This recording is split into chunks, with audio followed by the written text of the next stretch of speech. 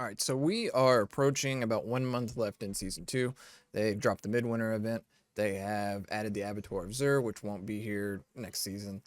So we're gonna go over season two and the things that they did right, things that they did wrong, and things that I think they should do to improve for season three. Which I mean, no, Blizzard doesn't watch this video, but it's fun to like theorize and we're gonna go over things like loot filters, things like the fact that there's like three Hell Tides now, one of them being the midwinter event, but anyway, we're going to get right into it. So we're going to start out with Hell Tides. They have already addressed that they're actually going to improve on the Hell Tides in a way of next season it's going to be like 55 minutes on, 5 minutes off, and then it'll change zones, and then it'll be 55 minutes on, 5 minutes off, and there's not going to be any real downtime, which is an improvement. But they need to make it where there's things to do in the Helltide, right? One thing that I've always thought of is like, why can't we do dungeons that are in the Helltide, like in the Helltide area, and actually get cinders while we're in there? Maybe even as a reward for completing the dungeon, but maybe not even that far. Like, to me, it doesn't make sense that the only thing you can do in the Helltide is run around and kill mobs, which is the best way to get cinders, by the way, is to just mindlessly run around and kill mobs, or do events within the Helltide, which is all fine and dandy. For season one, I enjoyed Helltides a lot, but they get old, right? Um, so in my opinion, they should just make it where there's more things to do. You could do the dungeons in the Helltide. Maybe they add more Helltide bosses, which I think is probably the most suggested. You got the little bug dude that runs around or whatever. Just add more of those that have greater rewards that drop. They also could scale where like the Helltide. I don't think I've ever really gotten like 900 plus gear out of the Helltide this season. Make it the up rate. They should up the rate on that a little bit, probably. I mentioned this briefly in the opening. They need to stop making Helltides everything. Okay, I get it that like it's a concept that like it's cool when you think about it, but at the same time, going from a normal Helltide and then needing to go over and do for this season anyway the Blood Harvest Helltide. Okay, to do, and you don't have to do those, but if you want to complete like the little pointless season journey, you pretty much have to get to tier 18 on that thing, and it takes a while. And it's not very fun after a certain point. Like when you first start doing it, you're like, yeah, we're getting a bunch of gear. This is really nice, but it ultimately just ends up being super boring. And then I guess the midwinter thing, I'm gonna have my own quarrels here in a minute with the event, because the winter event, it sucks, to be honest. Like, it's not, I mean, I guess it's not horrible, but it's virtually not anything, right? But just making it where it's just like another Helltide where you run around and you pick up crap and then you go to a bench and you convert it, it's not very fun.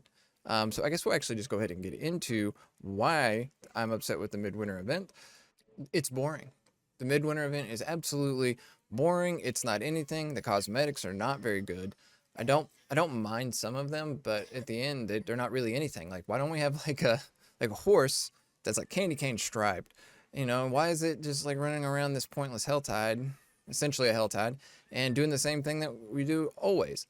I mean, they could have made like a cool dungeon and a cool story. They could have made like, anything. And instead, we're just running around the Helltide that's doesn't even move, so it's the same thing every time you do it. I mean, I guess it's nice that you can get the rewards from the end of dungeons. In the beginning though, the reward wasn't worth the time. Like the time ratio between doing the Helltide and doing a dungeon was way off. I'm not a fan. Hopefully, like next year around Christmas time, they actually add like a Christmas story to follow, and the rewards are better, and it's just, anything but what it is now. All right, so we're gonna go to loot filters here. I did see a video where somebody had an interesting idea for a loot filter where you could just set the game to, you need 2 or 3 affixes on a certain piece of gear, maybe at a certain item level, and then if it didn't meet that requirements, it auto scrapped on the ground. Which is a neat idea, but I don't think Blizzard will do that. I think the best thing they could do, though, is just let us scrap, like, in our inventory, which I think they also suggested, right? You just pick stuff up, you look at it, and you scrap it on the go, and that would save you the time having to go to the blacksmith to get it salvaged. And then I guess you still go to the blacksmith to get, like, repairs and upgrades and all that, but you could salvage from your inventory, which would be really cool, actually. And also, while we're on this is just quality of life, and I saw something about it, but I do think they should add like little pets that you can earn that'll go around and pick up stuff for you, so you don't have to backtrack and you don't have to stop and pick things up, just to make things go a little bit quicker.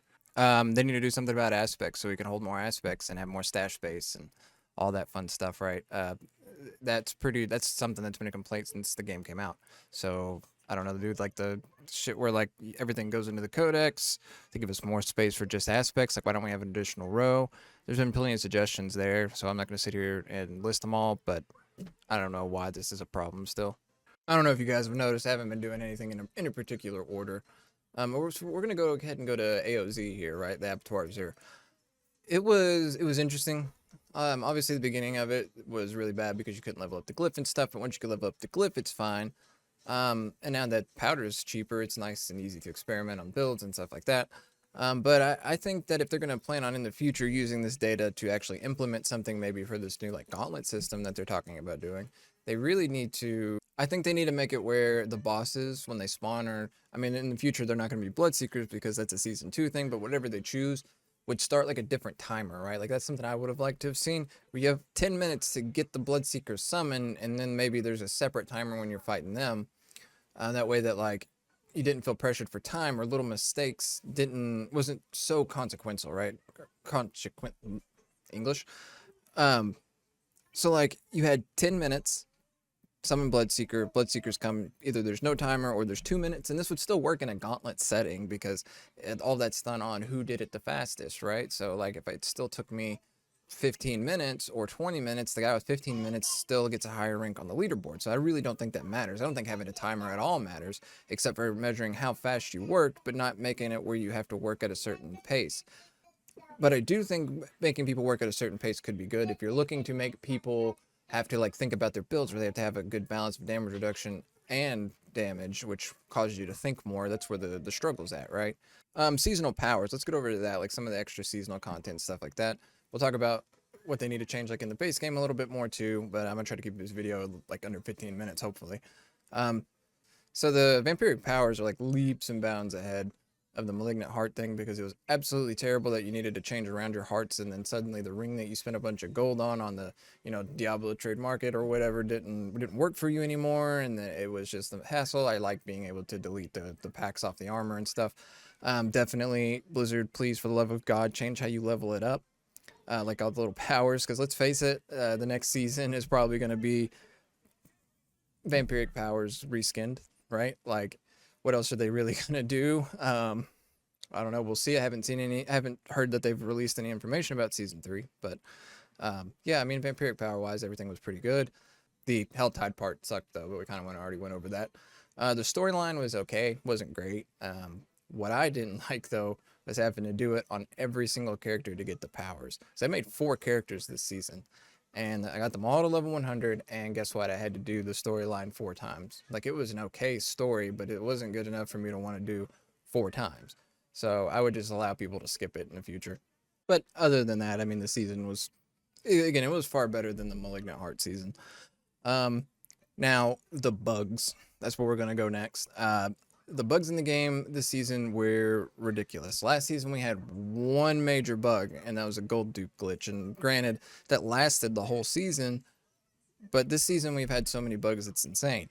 Let's see, we got 2 that I can think of that got trading disabled for duping Duriel mats. There's one going on right now, and they just gave up on it and said we don't care and didn't bother to fix it. But if you were to go here on Diablo Trade, the price of mats is like 2 million per.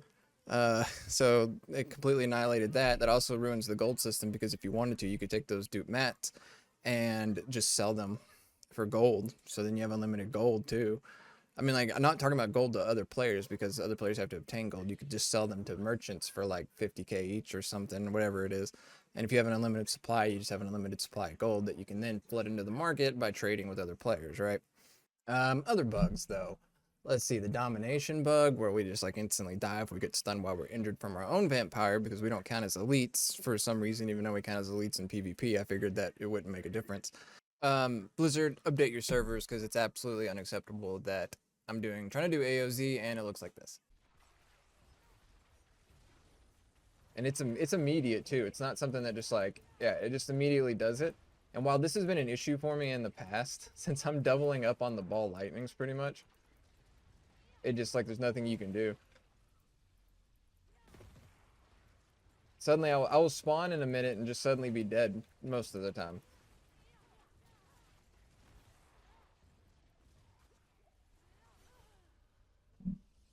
We have the bug with this one's not really considered a downside, but with the rogue and the pants, right?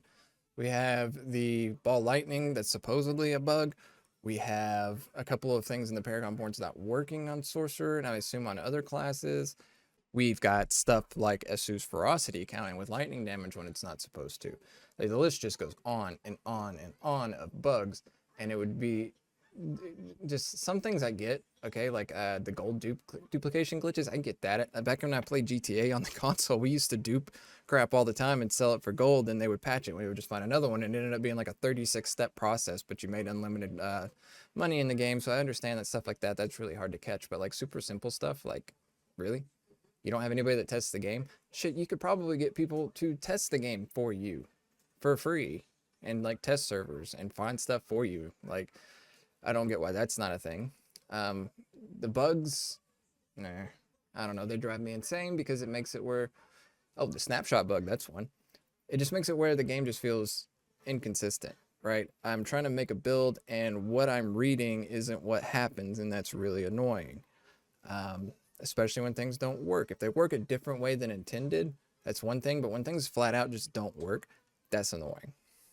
Now, this is a problem that I don't really know how it can be fixed.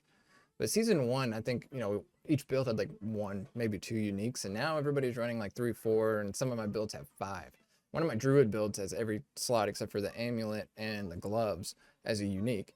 And while that's not necessarily a bad thing, it's weird because there's nothing to hunt. Because of target farming, it's not hard to get this stuff. It wasn't hard to get anything other than Ubers before anyway. But that just made it so much worse where you just target farm everything, which I don't want them to get rid of, but I don't really know what you would do about it. It'd be kind of nice though to actually have gear that's useful that's not a unique. Um, all right, let's get to the actual like blacksmith and rolling enchants and stuff. This is a big one that everybody wants. I think the gold changes and stuff made it where gold is reasonable. And rolling on the occultist, I don't like how hard it is to get specific affixes. It's really annoying. But that's a whole different topic and a whole different can of worms, and I don't have the answer on how to fix it without changing the fundamentals of the game. They also need to let us, I think everybody's been saying this, but save preset builds. Like, why is there not like a way for me to click a button, spin the gold, and change what my like Paragon board setup is and my skills are? Like, it's absolutely annoying. But let's talk about the cost to roll things material wise. Now, it seems like it's so much harder to get veiled crystals this season. Like, maybe that's just me. I had like 20,000 veiled crystals in season one, and I struggle to have them this season. So I think they cost more to roll with the occultist is the problem. And then you have the whole thing with 2 Forgotten Souls, which absolutely sucks. I find myself running out of Forgotten Souls a lot, and I don't want to do Hell Tides as much as I used to. So I end up being forced to do Hell Tides, and I mean, I get it. You have to grind a little bit to do the game. I'm not complaining about that because play the game to get rewarded in the game. Obviously, that makes sense. But I don't like that I can't attempt to min-max apparently without spending all my time doing Hell Tides. Like, having to do Hell Tides to get enough Forgotten Souls to like roll a fresh item to get the affix you want on it, that makes sense to me. But I do not like having to do Hell Tides to try to min-max. It would be nice to just play the game and as I go, get a bunch of Forgotten Souls and also up the rate on Veiled Crystals when you salvage. That's pretty much the solution to that. And then make the rate that you get Forgotten Souls when you salvage a little bit better. But other than that, like it's not too complicated to fix that, and I don't think it's game breaking, and I think everybody would agree that that's the best course of action. We're gonna spend this last portion of the video just kind of going with things that I think that they could do to just improve the game. That's not necessarily changing anything. Well, actually, one thing is a change, and that's changing the skin on creatures. But I think everybody can agree on that one. Like having the same looking creature for every single thing and having the same 12 bosses for every single thing gets really old. And I don't understand why they can't reskin it, at least reskin it. And, you have like a little elf that shoots ice. So you turn it into an ogre that shoots fire, but fundamentally it's the same. It's just reskinned. I don't get why they can't do something like that. And that was just a weird example because that's not what those classes do in MMOs, but it's the first thing that came to my brain. But other than that, things that they could add to the game, I think would just be more diversity amongst dungeons. Like they all look and feel the same. It doesn't matter what you do, they all feel the same. I think that they need to add more world bosses that happen more frequently. I think they need to add raids to the game like World of Warcraft, where there's like an actual good reward. I think they need to also make the bosses harder. I think Duriel's an easy pushover, right? Like he's not a challenge under any circumstances. Duriel's not really much of a challenge. Like even if you have 4 people that have half-ass gear, he's not very hard, right? There's no real challenge to overcome in Diablo. That's part of the biggest problem, in my opinion. The whole game, I understand it's for casuals, but the whole game is too easy, even for a casual player. And that, I don't know. I think they need to add more classes too. I know they have one planned for when the DLC drops next year, but like, why are we waiting that long? I think we honestly need one now to make things more interesting again. I think they need to add more boards to the game as well. So like, you know, we're not doing the same 9 boards next season. They added 2 new actual like glyphs that go in the boards, and that was okay. But I think we need different boards, and I also think it would be healthy for the game to change the way the boards work, because right now when I go into next season, I know what glyphs work best on what boards. But if they took the boards and they just switched them around, like how many nodes, you know, what's the shape of it, how many nodes to get there, but kept the actual like core of the board the same. So like Enchantment Master for sorcerers is still the same, you know, non-physical damage, resist to all elements, and it does what Enchantment Master legendary node does, and there's non-physical damage and health and DOT reduction all around it, but it's just the layout is different, right? Like they moved it down here, or they took 2 different boards and they changed where the positioning on stuff was with each other, and I think that would be really good for the game. But I think this is where this video is going to wrap up. I think I may have forgotten something, but I'm doing all this at the top of my brain at like 3 in the morning because my kiddo won't go to bed. But make sure you guys like, comment, subscribe, all that generic YouTube stuff. I'm going to get back to uploading builds. As soon as I end this video and get it edited, I'm going back to the sorcerer because I did see somebody do tier 24, so that contradicts my video that it can't be done. So now I'm like determined to do it again. I was working on a rogue and I said, you know what, screw it, we're this far in the sorcerer because I didn't want to re-level the Tears of Blood glyph, which also that's another thing that I didn't mention in the video. The Tears of Blood glyph should just be shared by all of your characters. But anyway, have a good one, everybody, and I will catch you in the next one.